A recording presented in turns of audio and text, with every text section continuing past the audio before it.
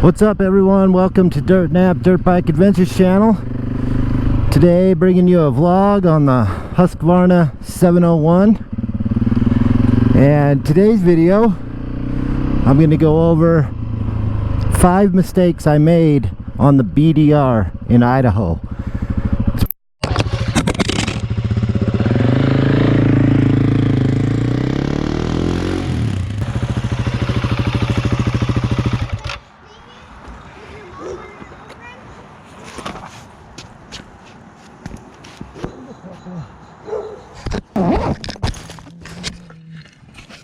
Piece of shit. Hello everyone and welcome to Dirt Nap Dirt Bike Adventures channel. I am Cody, your host, chilling on the 701 Husqvarna tonight. In today's video, I'm going to give you 5 mistakes to learn from that I made when doing the Idaho BDR or backcountry discovery route. Stick around to the end of the video. I'll give you one more mistake to learn from, as well as one item that I will never ever go on an adventure without again. So stay tuned and come join the adventure. Bonehead mistake number 1. I did not do a shakedown camp and or ride. This lovely bike came into my possession a couple days before the adventure. Thank you, Johnny Mac, for loaning me the Husky 701. Appreciate that. I simply did not have time to take it out, set it up, and go do a shakedown camp and or ride. Had I done that, I might have realized certain things like how to pack the bike, such as when you pull up to camp, maybe you want to set up your tent, then throw in your sleeping bag and your sleeping pad. If you have a down sleeping bag, maybe want to lay it out so it starts to fluff up. And if you have a self-inflating mattress, maybe open that up so it starts self-inflating. Simple little items like that, as well as, hey, you're probably going to want your chair so that you can sit around the campfire, stuff to start the campfire, your food, and your cooking supplies. At least these are the things that I found I needed when I got to camp, and would have been nice had they been readily accessible. Like on the duffel bag where the passenger rests against or would sit. Pretty much on the top of the bike, easy access. Another thing I learned that I would have hopefully learned on the shakedown would have been, hey, your water filters and water, and maybe just some small food and a jet boil, easily accessible, so that when you do pull over for a great view and a little rest, you can simply cook up your little mac and cheese or your oatmeal or your coffee and not have to tear the whole bike apart and put it all back together, because this makes for a miserable trip and takes up a lot of time. Alright, let's get into bonehead mistake number 2, and that would be not downloading the GPX file for the trail that we were going to do, the Idaho BDR backcountry discovery route, and as well downloading the GPX viewer. These 2 items make it so you can see, even when you don't have service, where you are at in relation to the trail you want to be on. I did not do this, and as we were in the middle of nowhere, I had no service. So I believe we were on the road, no pun intended, we were off the road for 5 days, and on the 4th or 5th day I finally got the GPX file to load and the GPX viewer to work. It took a little frustrating time and many tries to get this to work. Now, it's not fair to your partners if you don't have the route on your phone.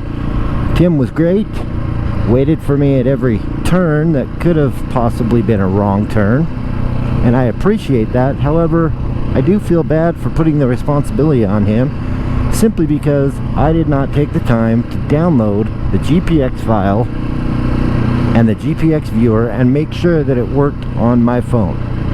So that is bonehead mistake number 2. Make sure you download your maps, buy your paper maps, and make sure they work on your device prior to leaving on your adventure. let's get into bonehead mistake number 3. And I believe that that would be simply that we started feeling like we were alone. We assumed we were alone.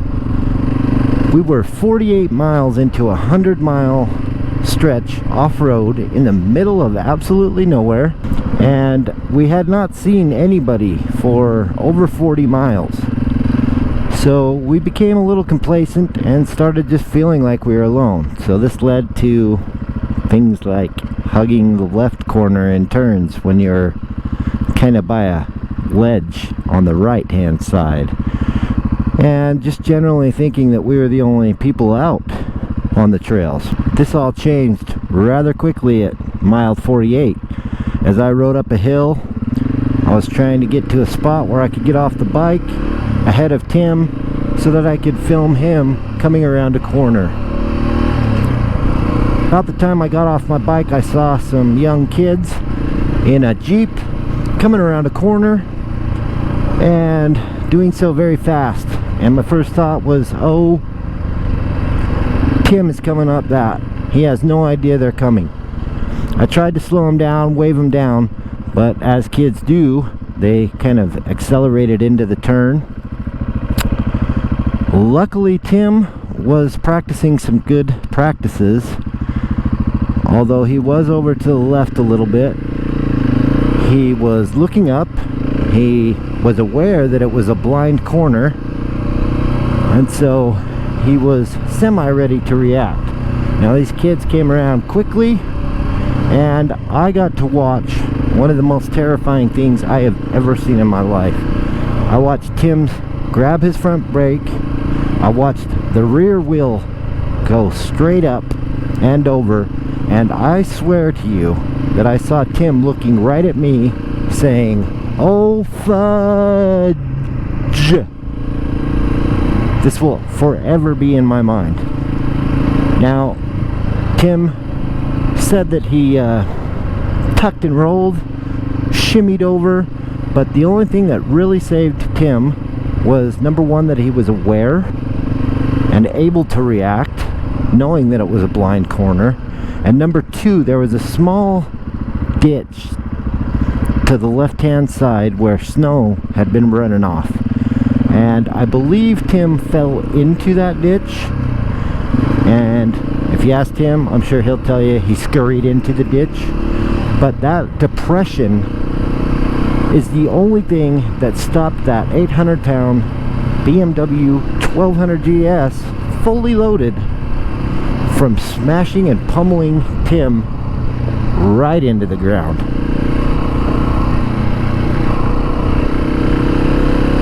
So, to wrap up, mistake number 3, what can you learn from that? No matter how long you've been riding, how far back in the country you are, don't get complacent and think that you are the only one, or your crew is the only one out riding that trail. Because no matter how far you're in, somebody else could be coming the other way, and chances are they're being complacent, thinking they're the only ones on the road, and that's when disaster happens. So keep it safe, keep aware, and don't think you're the only ones out there, even when it feels like it. Bonehead number 4 mistake: not realizing beforehand how remote we would be and what kind of services would be available when the map said services available. There's no Walmarts, no Mountain House Foods, no Red Bulls, pretty much very small all-in-one convenience stores with limited supplies, especially related to motorcycle travel. So even duct tape was hard to find. I think I paid $7 for about 3 feet of duct tape. And make sure you bring like your tire patching kit or replacement parts such as levers, things that could stop your trip and really ruin your day. You want to make sure that you have spares if you're going to be in the backcountry with nowhere else to get these items. Okay, the next bonehead mistake would be not being used to having luggage on the sides of my bike. I do a lot of off-road dirt bike riding with my KTM 300 XCW, We do a lot of single track, climb mountains, desert races, etc. Spend a lot of time on that bike. It has never had luggage on it the size that put on the 701 Husky. So, not being aware and used to the luggage on the sides of my bike cost me a luggage bag that I need to replace.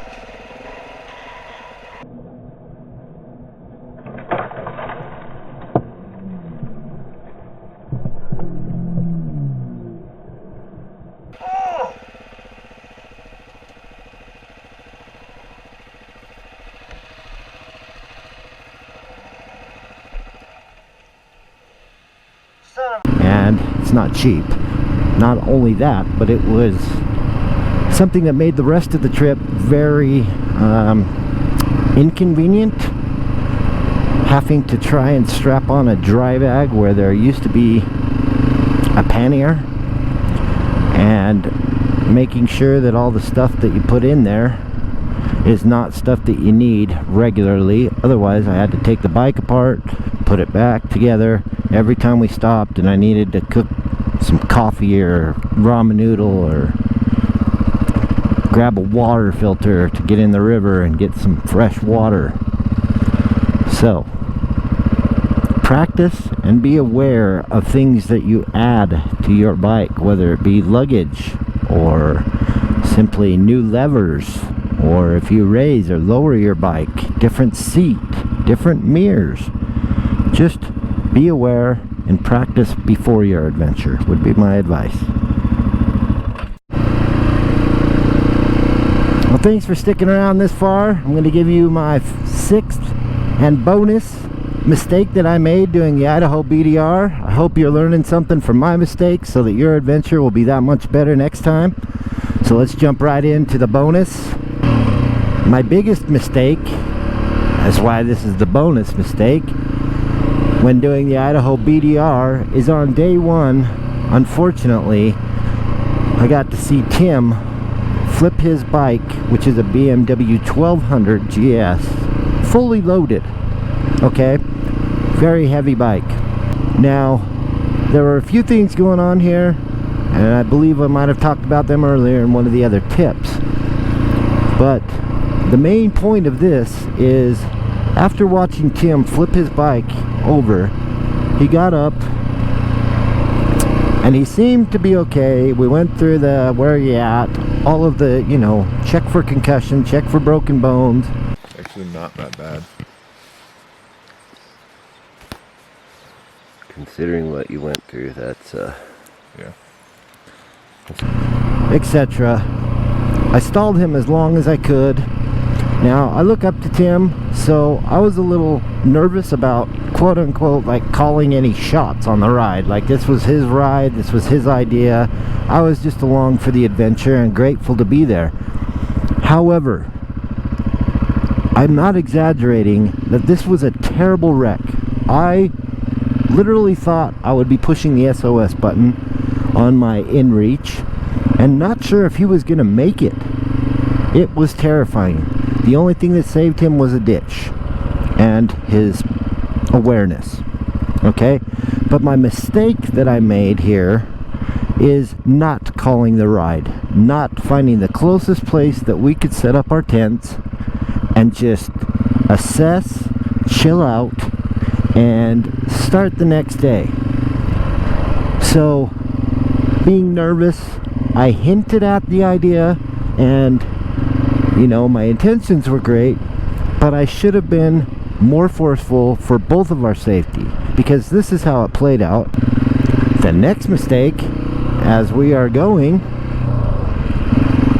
Tim's in front of me, we're going downhill, it gets kind of sandy, it's been a long riding day, and Tim gets ahead of me a little bit.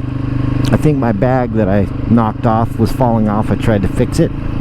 Anyhow, Tim gets ahead of me a little ways. As I come around a corner, I see the BMW 1200 on the ground, and Tim kind of just shaking his head like,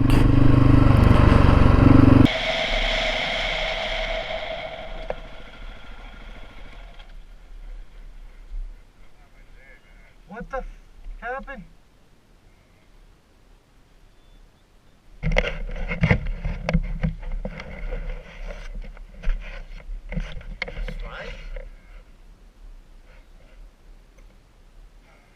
this point he was pretty frustrated, honestly, but he said that he rolled it again. Again, at that point, why did I not just speak up and call the ride? Well, at that point there really wasn't anywhere to camp, honestly. We were unknowingly pretty close to where we ended up camping. However, woohoo, we got some fireworks here. Let's check it out.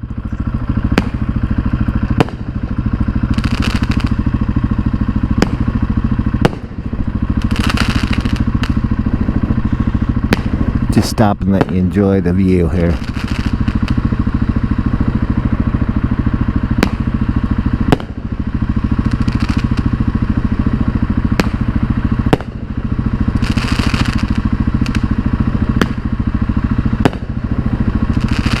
Welcome to the 24th of July in Utah, Pioneer Day. However, so Tim dropped his bike again, well, rolled it. And he did tell me that those were the two hardest wrecks that he has ever had, both in one day. And Tim gets ahead of me again. I come around the corner and there's a pull off on the road and his bike's down and he's far away from his bike, shaking his head.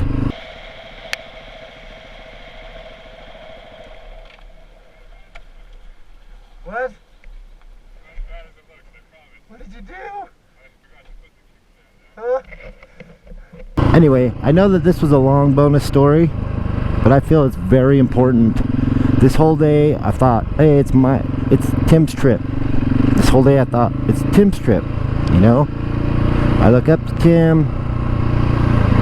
Who am I to make calls? Well, in his safety and my safety, we should have called it the first time there was any semi-serious wreck or serious wreck. I just regrouped and made sure everyone was okay and, you know, kind of let it play out and just relaxed and enjoyed, because there was plenty of beautiful scenery. Sorry. Got this purple panda mic in my mouth, kind of tripping me up a little bit here. However, anyway, no matter whose ride it is, etc., etc., never be afraid to stand up and say, hey, let's just call the ride and chill for a bit. Rather be somebody angry at me than dead and on my conscience. GoPro, stop recording.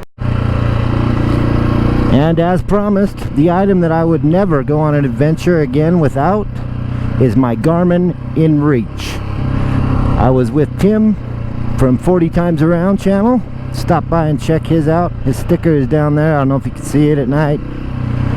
However, he had the Spot and I had an InReach. And after the incident we had on day one, with Tim almost checking out,